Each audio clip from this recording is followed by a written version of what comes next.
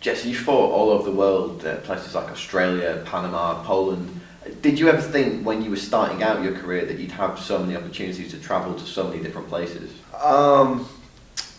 No, I didn't. I've always wanted to travel and kind of see the world and stuff.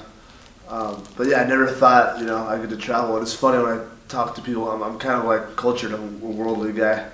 So, but yeah, it's awesome. I mean, it's a long journey, fun ride. Got to be one of the perks of the job, right? Yeah, I mean, yep, always broke, but hey, I got to see the world, so I'm happy, So it's I never thought I'd be in Ireland. Yeah, I never thought I'd be a lot of places, so it's really, really cool. Have you got a favourite place so far that you've been able to see and compete in? Well, I just got here, so I can't truthfully evaluate. But I've been down to Australia a lot. I like it there. Been Central America. I like it there. I don't know. I like it all. I like anywhere different, and it's hard to pick one place. But yeah, I like all the places. Do you find the fans are different depending on where you? Yeah, definitely. In Australia, the fans they're more quiet. Like when you fight, not as much as Japanese, which that's a cool place to fight. Japan too, but yeah, the fans are different. American fans, it's fun to fight there too, but they're pretty loud and wild and boisterous. Australian fans a little more quiet. Everyone's different. Every fan is different every place. Speaking about fighting in different locations, you've also fought in many different weight classes. You compete as a welterweight, a middleweight, and even up to light heavyweight at some point in your career. Is that something that you're happy to do, to move between different weight classes, or is it a case of you accepting fights at the weight they're offered at?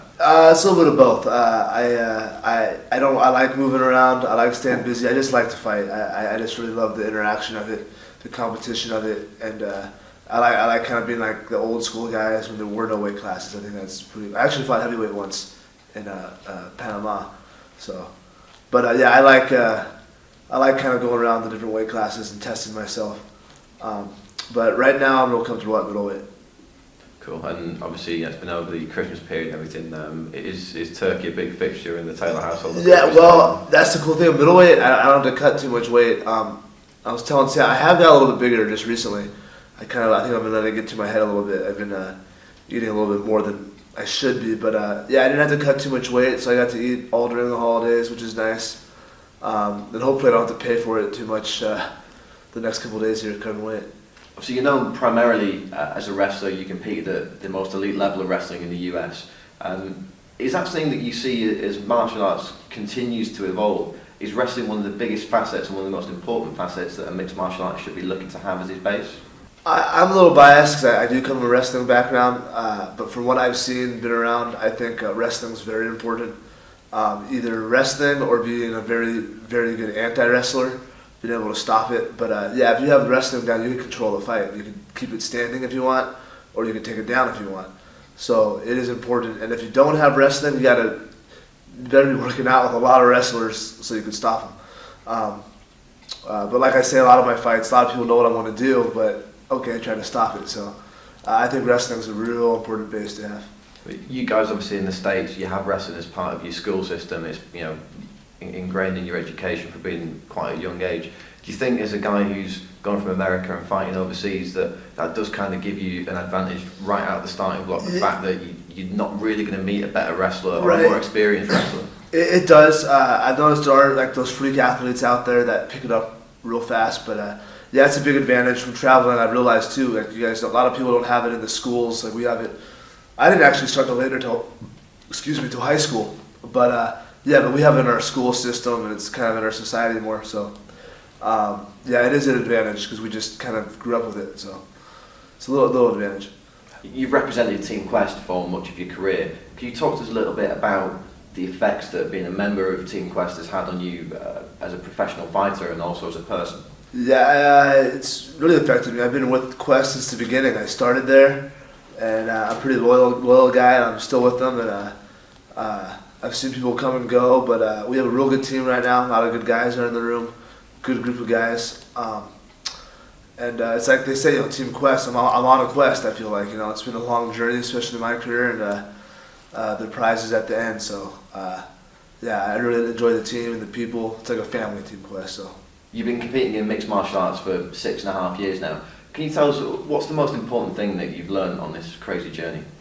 That's a good question. I think the most important thing is, don't get me wrong, the traveling is cool, but it's the relationships and meeting all the new people, and every country I get to meet all these new people and get to share them. They get to meet JT Money, I get to meet them, and I get I go around and just meet people, and I think that's the best part. I mean, I've seen some real beautiful places and stuff, but it's the people which makes the place. So that's probably my favorite part. You've obviously grown and evolved a lot as both a fighter and a person. People still will remember you as Jesse Taylor from The Ultimate Fighter, but do you think that your accomplishments in the sport since then have caused you to leave that part of your career behind? And in terms of your career, how do you feel it's progressed since that point? Right. And again, I think that's a combination of both. I think I don't regret a thing. I think it's all an experience, and I can't hate on the show because that show made me in a way. It made me, got my exposure, kind of almost made me more like internationally known. Like I'm real known internationally, which is awesome. And I got a good following from that. Kind of enabled me as a bad boy, but it got me a ton of fights all over the world. So I really can't hate on it too much. And I think people see that now too. I mean, I'm a real fighter. I'm here to stay and fight whenever, wherever. I think I have like 20 plus fights since the show. So I think I've changed a lot and matured a lot. But at the same time, that's a part of me too. And it was kind of, it made me who I am, so I'm happy with that too. Finally, Jesse, do you have a message for all the Cage Warriors fans who are looking forward to seeing you compete in this promotion? Well, I think people kind of know that I want to bring the fight. I mean, I'm not going to sit around and wait. I want to go out there and fight right away from the get-go. I want to do what it takes to get my hand raised, and I just want to thank, of course, first my family, my kids, my training partners, which is also kind of my family. They're always there for me, and Team Quest.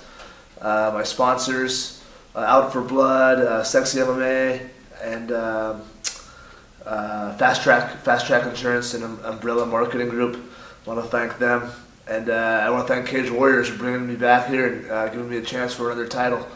I plan on getting it, so I'm excited.